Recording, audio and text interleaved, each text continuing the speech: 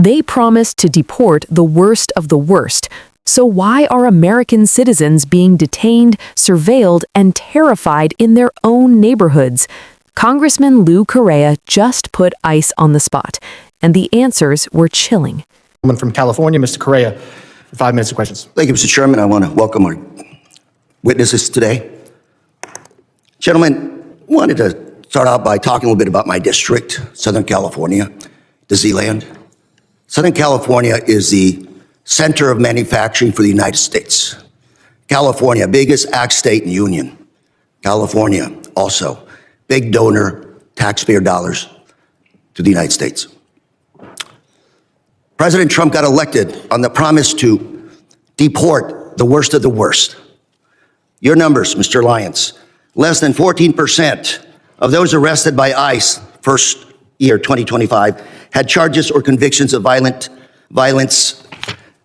70% of those deported had not even a traffic ticket. Mr. Lyons, I think we're all patriots, but I'm trying to figure out how, this is a question to you, sir, how deporting a nanny makes our nation safer, stronger, how trying to deport the father of 3 Marines make this country stronger, how deporting the parents of a number of Marines at Camp Pendleton makes this nation stronger. Sir, thank you for your welcome, first off. Just to address your the numbers with the 14%, sir, that's 14% that are listed as violent criminal felonies. However, what's left out of that is the fact that what's left off that list. Those 70% that don't have a traffic ticket and deported, how has that made our nation stronger? Sir, if you look at what ICE has done, more than 60% of every individual that is in ICE custody has a pending or a conviction on a criminal charge. Not to count. Sir, let me move ahead. I only have 3 minutes, and we'll talk later. Sir. Let's talk about American citizens. Again, back home. People, young people asking me, what do I have to carry with me so I won't be deported? Is, Mr. Lyons, carrying a passport, is that enough so they won't be detained or deported in my district? Sir, an American citizen shouldn't carry or shouldn't feel the need to carry. Let me tell you what some of your ICE agents have done. They pulled over a gentleman in a pickup truck, showed his passport, they threw it to the side, detained him. What do we have to do to show that we're American citizens? Sir, no American citizen falls under Title VIII. No American citizen will be arrested for being an American citizen. But you just said to my colleague that nobody has been fired because of violations of the law for disciplinary actions, yet this is happening in my district. Mr. Lyons, we're a very boring district. We work hard, mind our own business. ICE in our streets now. People are terrorized.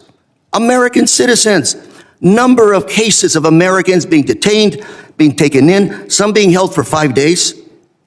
Sir, what do we do with those people in that situation? What do we tell them?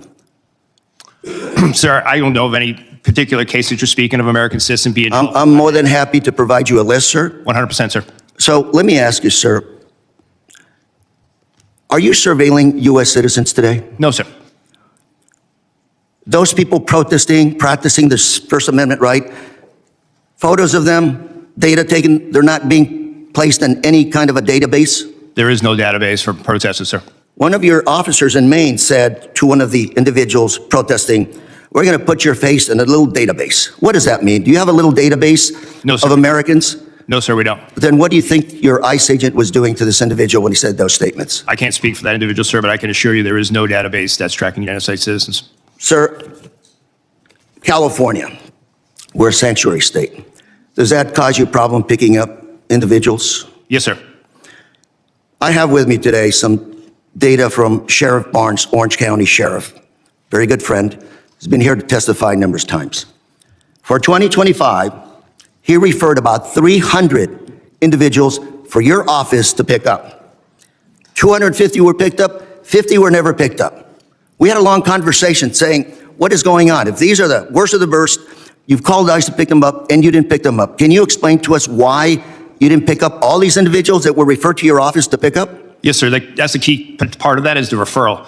We make sure that those individuals are eligible to be placed in detention and for movability. So you in that never case, even looked at those individuals. Gentleman's time. I would like to talk to you about this issue later on, Mr. Lyons. Thank you very much. Time has expired. I now recognize the gentleman from Texas, Mr. What unfolded in this exchange between Lou Correa and the head of Immigration and Customs Enforcement wasn't just tense, it was revealing. Correa didn't deal in abstractions. He talked about real people, nannies, parents of U.S. Marines, longtime community members with no criminal records being swept up in immigration raids. That alone blows apart the Trump administration's constant talking point. That enforcement is narrowly focused on violent criminals. When less than 14% of arrests involve violent offenses, and the majority involved people with no record at all, the narrative collapses under its own weight. But the most disturbing moment came when Correa shifted the focus to American citizens themselves. Constituents asking what documents they need to carry so they don't get detained. Citizens being stopped, showing passports, and still being held. People jailed for days despite being legally American. That is not law and order. That is fear-based governance bleeding into authoritarian territory. Then came the bombshell question. Are U.S. citizens being surveilled? ICE denied it outright. No database, no tracking, no monitoring of protesters. And yet, Correa confronted the agency with its own agents' words telling a protester their face would be put in a, quote, little database. That contradiction matters. Either ICE agents are lying to intimidate Americans, or the agency is lying to Congress. Neither option is acceptable in a democracy. This exchange exposes a deeper truth about the Trump immigration agenda. It isn't about safety, it's about spectacle, raids over results, fear over facts. When even local sheriffs flag so-called worst of the worst cases and ICE doesn't bother to follow through, it becomes clear the priority isn't public safety, it's political theater and intimidation. Democrats like Correa are doing what this moment demands, asking direct questions, defending constitutional rights, and refusing to let government agencies hide behind bureaucratic doublespeak. Because when citizens start wondering if they need papers to exist freely in their own country, we are already crossing a line.